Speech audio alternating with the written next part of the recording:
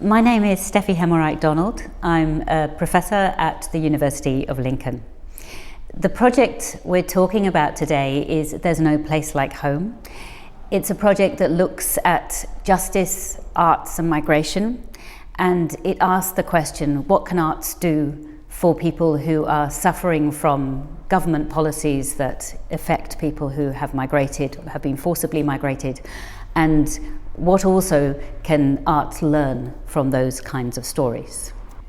So my contribution to the project started several years ago when I began researching a book which is called There's No Place Like Home, Child Migrants in World Cinema. It's what it says in the title. It's looking at the way in which film over the years has explored and represented the question of child migration. One of the, if you like, starting text for my work was The Wizard of Oz, which yes is a fantasy but is also a book that looks at a child at a time of intense internal migration in what is now the United States of America, was then the United States of America, and at a time when there was a great deal of poverty and a great deal of anti-migrant feeling as well.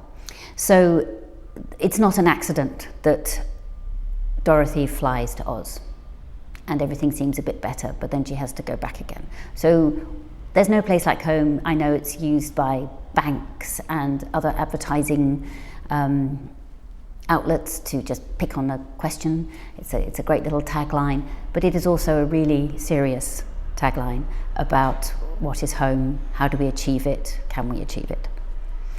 My contribution has been to conceive of a really extended conversation between very brilliant people, people who are photographers, people who are artists and writers, poets, interpreters, translators, philosophers,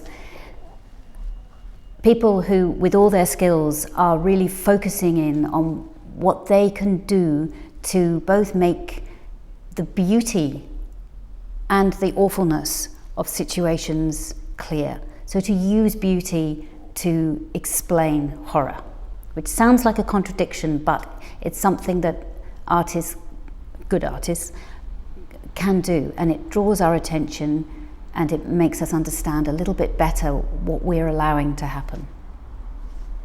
Thinking about what I'd like to take away from what I'd like other people to take away from the project, I suppose I also think about what I would like to take away from the project. It's an ongoing process. We're having exhibitions and workshops in Lincoln in 2019. We're also going to be working in London. We're also going to be talking to people who are very active activists against detention in the UK, particularly detention of refugees. We're going to Hong Kong. So this is not a process that is stopping in April, but it is a process that we would like to feel has a cumulative effect on our own consciousness of the world in which we live and the way in which we live in it. And it's obviously something I would like to feel has some kind of real impact on other people. So rather than saying what I would like people to take away, I'd just like to say what I already know has been said to me.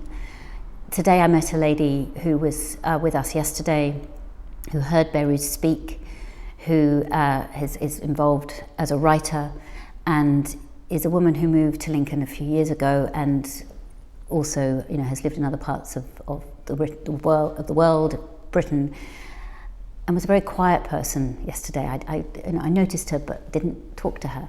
And she came up to me this morning and said, I've been thinking about it all night. She said, the honour of listening to Behrouz speaking to me directly was very confronting. I was extremely upset to hear about what's been happening.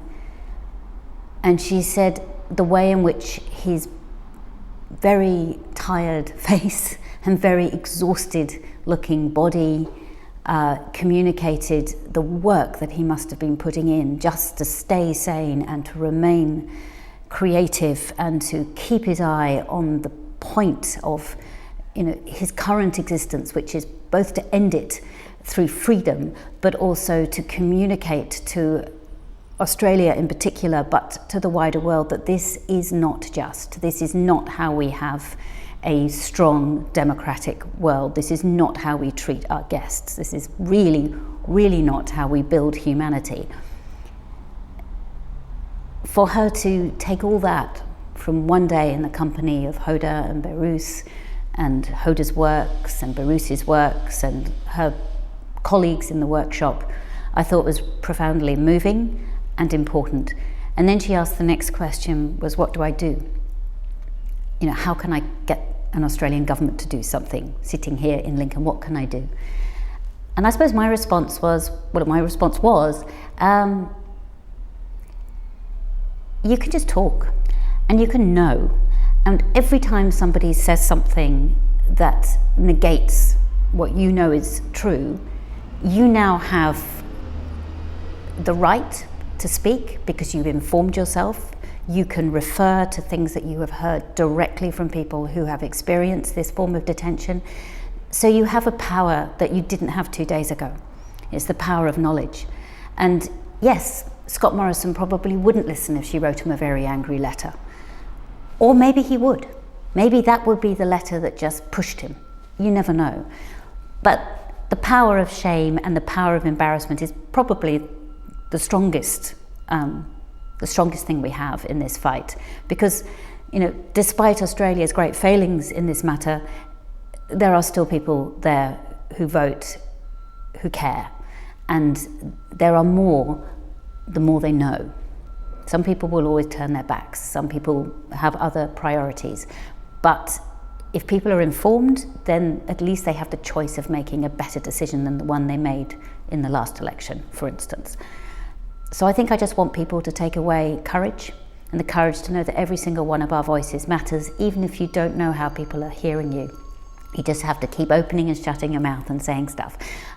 Or using your pen if you're a writer, or making that painting if you're a painter, or singing that song if you're a singer, or writing that graffiti if you're a graffiti artist. Whatever it is, you just use what you have to remind the world that you're in it and what you think matters, just as Behrouz is doing.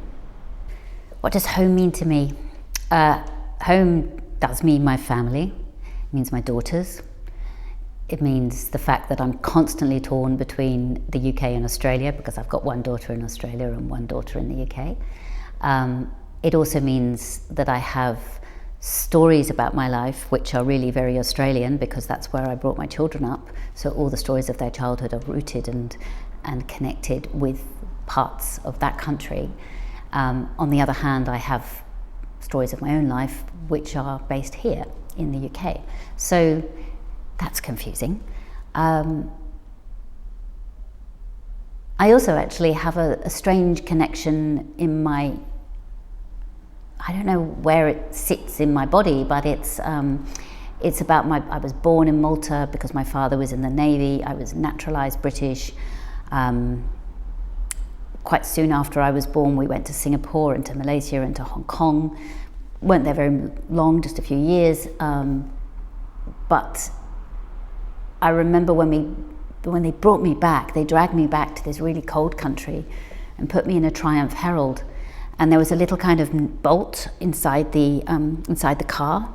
I hope the car wasn't just bolted together, but it could have been.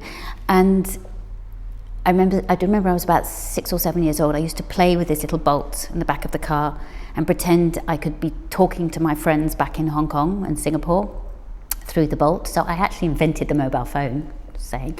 And I would do that just to make myself feel that I was still at home. So I clearly didn't feel at home then. So I think that sense of not knowing when you're at home, or knowing when you're not at home but not quite knowing where home is something I'm quite familiar with, and I think it's quite a familiar feeling to many people who have migrated. I think my idea of home is also something that, yes, you reinvent. I notice about myself that every time I move to a new flat or I'm renting somewhere, I will put so much work into make it looking like this perfect little place. Whereas maybe somebody who has much more confidence about being at home somewhere doesn't do that because they know their home is somewhere else and it's just right there waiting for them. I don't. I nest interminably. I have so many cushions. So home is somewhere I make. Home is always somewhere where my children are, and it's never quite home if they're not there. So nowhere is home if I haven't got both of them with me, which I often don't. But it's also somewhere that I recognise as a huge destination for human beings. They may never find it, and some of them may never leave it, but it has to be respected as a wish and a dream, and one that we should try and help each other achieve.